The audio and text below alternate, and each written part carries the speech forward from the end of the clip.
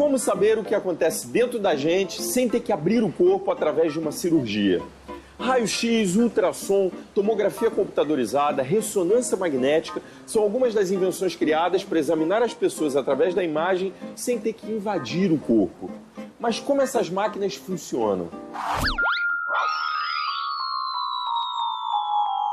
Antigamente não era possível saber o que se passava no interior do corpo humano. E o método para diagnosticar um problema no pulmão, nos ossos ou no cérebro de um paciente muitas vezes era cirúrgico.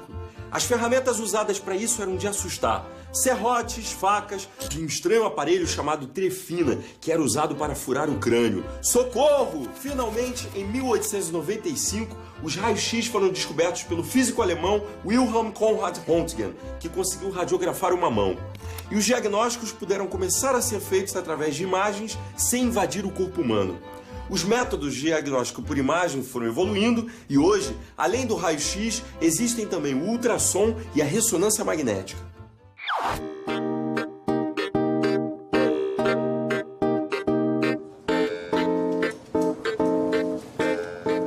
A Fernanda está com dores e veio ao hospital para ser examinada. No exame clínico, o médico faz um primeiro diagnóstico: hérnia de disco. A proposta, nesses casos, é complementar esse exame clínico com uma ressonância para avaliar a extensão e programar e planejar melhor o seu tratamento. A Fernanda vai entrar nessa máquina e ficar cerca de 20 minutos. Dessa forma, vai ser possível confirmar ou não a hérnia de disco e decidir qual o melhor tratamento.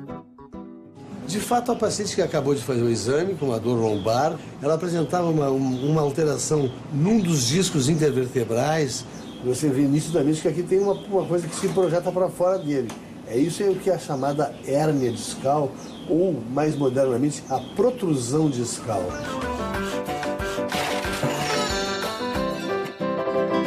Quando o paciente é colocado sob influência de um forte campo magnético, os bilhões de átomos de hidrogênio do corpo são alinhados e passam a girar no eixo novo. Depois, quando a força magnética é removida, os átomos retornam ao seu alinhamento natural. Mas assim que os átomos relaxam, eles emitem energia e atuam como pequenos emissores de rádio.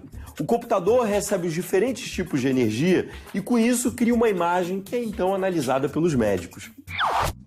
Hoje, um radiologista trabalha com ultrassom, raio-x, ressonância magnética, tomografia computadorizada.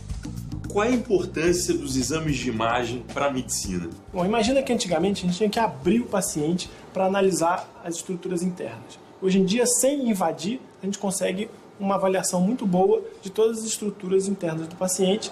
Isso permite que a gente detecte tumores precocemente, que a gente analise qual é a extensão de uma lesão previamente conhecida. Eu queria entender qual é a técnica mais usada para cada caso, doutor. O raio-x é muito bom para avaliação dos ossos e do pulmão. E a ressonância magnética? Bom, a ressonância magnética é com certeza o método mais complexo. É um método que tem uma ótima capacidade de diferenciar entre os tecidos, então mostra muito bem músculos, tendões, a coluna vertebral, os discos intervertebrais são muito bem demonstrados pela ressonância magnética.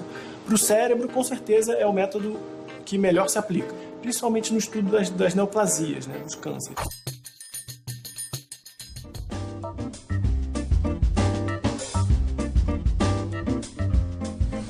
Como funciona o diagnóstico através de imagem? No passado, os médicos precisavam abrir o corpo do paciente para identificar os problemas. Hoje, especialistas em neurociência conseguem ver até o que se passa dentro das nossas cabeças e sem ter que invadir o nosso corpo.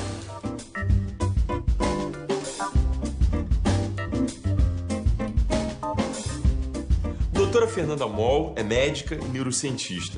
O que é a ressonância magnética funcional? Então, a ressonância magnética funcional é um exame de imagem responsável por mapear regiões do cérebro que são responsáveis por uma determinada função. Então, ela se propõe a identificar no cérebro as regiões que estão envolvidas, por exemplo, no mexer da mão direita ou do pé. E se baseia num sinal que é indireto, digamos, da atividade dos neurônios responsáveis por aquela determinada função que a gente está estudando. estudando.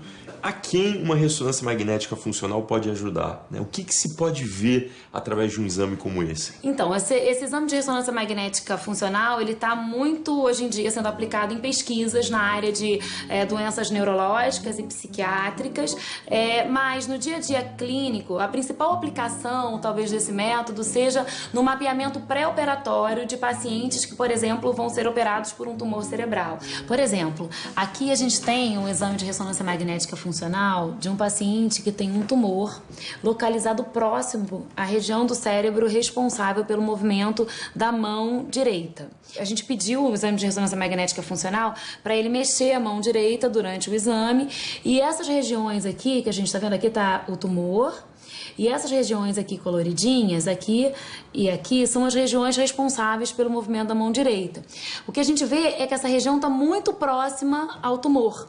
Mas a gente consegue mostrar que, olha, a região que é responsável pelo movimento da mão direita está justamente posterior ao tumor que vai ser ressecado. Esse tipo de informação pode ser útil para o neurocirurgião no ato pré-operatório.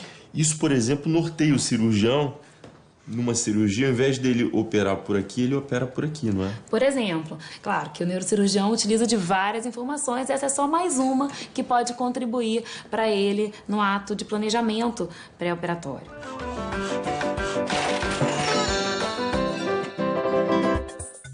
O exame de ressonância magnética funcional consiste em adquirir uma série de imagens do cérebro do paciente em repouso e em períodos de estímulo. Por exemplo, quando o paciente pode realizar alguma tarefa motora.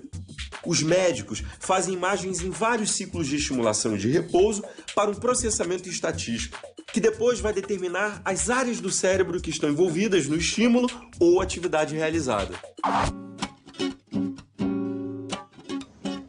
Então, gente, para entender melhor como é que tudo isso funciona, eu resolvi fazer o exame de ressonância magnética funcional.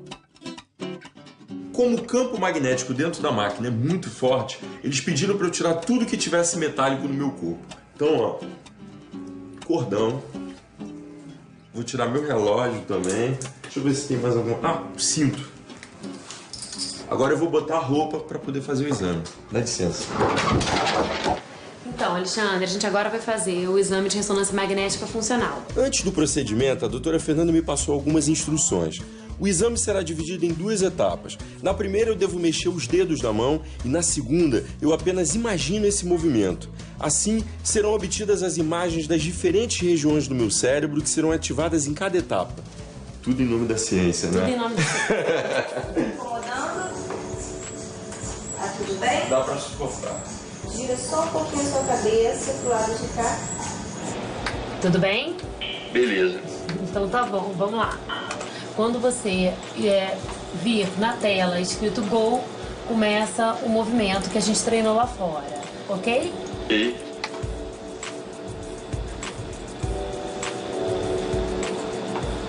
Então, o que a gente está vendo ali, colorido, é o córtex motor primário responsável pelo movimento da mão direita, que é a mão que ele está movimentando durante o exame. Então, isso é um mapa estatístico do contraste entre o estado dele de movimento da mão direita com o repouso. E o córtex responsável por essa atividade está sendo, então, ativado. Vamos lá, a gente vai começar agora a imagética, ok? Agora fica com a mão bem confortável. Ok. Agora o que a gente está vendo na tela são as áreas que estão sendo ativadas quando ele imagina um movimento versus a situação de não imaginar um movimento, né? Que é a nossa condição controle agora. Então são outras regiões que são relacionadas à imaginação do movimento e que estão agora então aparecendo ali na tela no exame de ressonância magnética funcional ao longo do tempo da aquisição. Alexandre, foi ótimo, a gente acabou os 2 exames, tá bom? A gente já vai retirar você daí. Eba!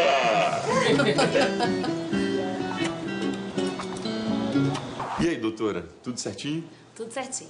A gente viu a ativação de áreas responsáveis pelo movimento da sua mão direita, aí depois as regiões relacionadas à imaginação do movimento, então foram recrutadas e estavam ativadas lá. Me diz uma coisa, qual o objetivo de um exame como esse? Então, na prática clínica, a gente utiliza no pré-operatório de pacientes, por exemplo, é uma das utilidades.